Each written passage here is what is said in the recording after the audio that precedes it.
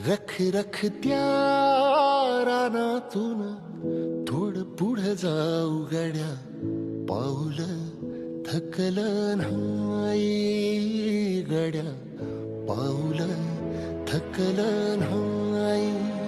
सुकलेल्या भाकरीला पानसंग खाऊ गड्या, पाऊल थकलं नाही गड्या, पाऊल थकलं नाही.